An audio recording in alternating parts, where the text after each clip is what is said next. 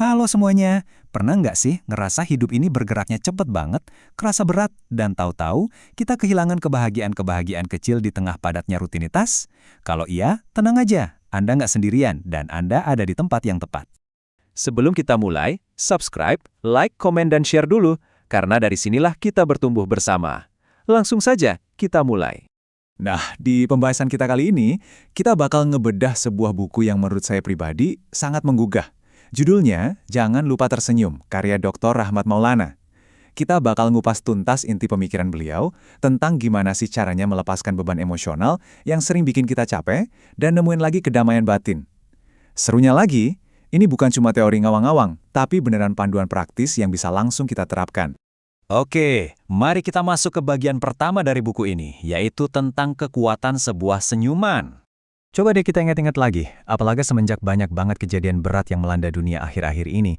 Jujur aja, banyak dari kita ngerasa capek banget kan, lelah secara mental. Nah, di tengah kelelahan itu, buku ini dibuka dengan sebuah prolog yang bikin adem. Senyuman adalah bentuk paling sederhana dari harapan dan langkah paling ringan menuju bahagia. Perhatikan baik-baik ya, ini sama sekali bukan toxic positivity atau kepalsuan belaka. Dr. Maulana ngejelasin kalau berani tersenyum di saat keadaan lagi gelap, itu justru sebuah bentuk keberanian. Itu adalah cara jiwa kita bertahan hidup. Lewat senyuman sekecil apapun di bibir kita sebenarnya lagi ngasih sinyal ke diri sendiri kalau badai ini pasti berlalu. Ini tentang memilih untuk tetap hadir secara penuh. Lanjut ke bagian kedua, memahami beban emosional kita. Pernah mikir nggak? Kenapa sih buat senyum aja kadang susahnya muntah ampun?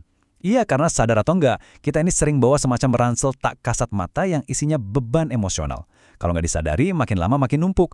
Terus apa aja sih isi ranselnya orang di era modern kayak kita ini? Pertama, ada tekanan sosial. Buka sosmed, lihat pencapaian orang, langsung rasa ketinggalan. Kedua, beban kerja. Pekerjaan makin kompleks dan ekspektasi buat selalu produktif itu kerasa nyata banget. Dan ketiga, ketidakpastian. Dunia perubahannya cepat banget, bikin kita ngerasa nggak pegang kendali atas masa depan kita sendiri. Ketiga hari ini tuh saling ngunci, bikin siklus cemas yang benar-benar nguras energi.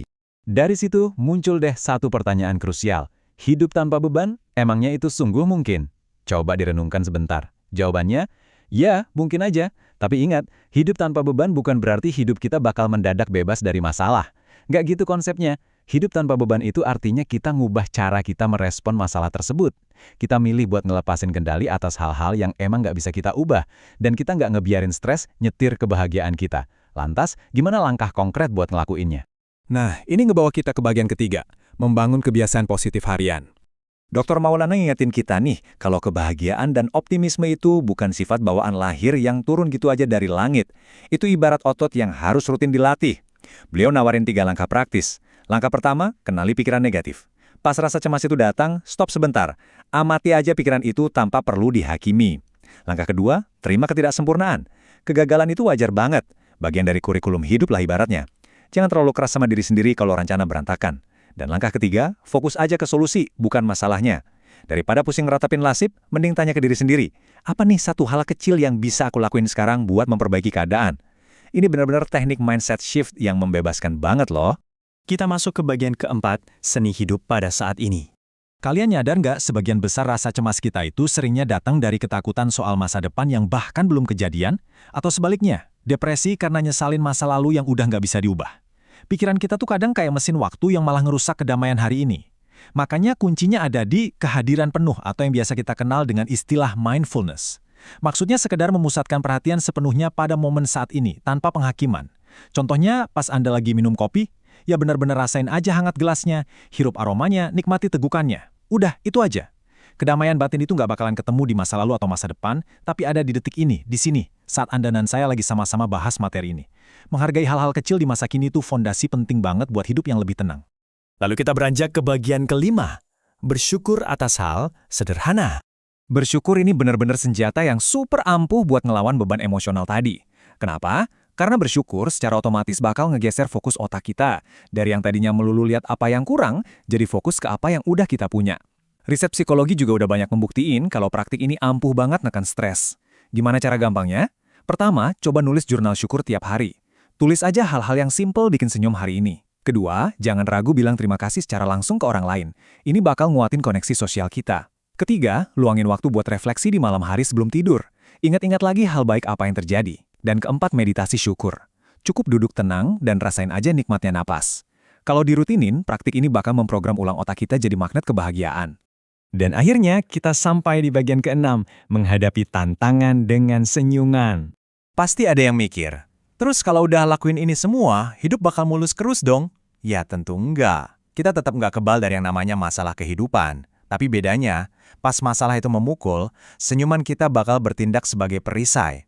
Secara biologis, senyum ngelepasin hormon endorfin yang ngeredain stres. Secara psikologis, ini ngubah perspektif kita. Dari yang lihat masalah sebagai tembok buntu, jadi ngelihatnya sebagai batu loncatan. Pada akhirnya, kebahagiaan itu emang dimulainya dari dalam diri kita. Dan itu diawali dari satu pilihan sederhana. Kebahagiaan bukan suatu tempat tujuan di luar sana. Kebahagiaan adalah keputusan yang kita buat setiap kali kita buka mata di pagi hari. Kita yang milih buat berdamai, bersyukur, dan ngelepasin beban.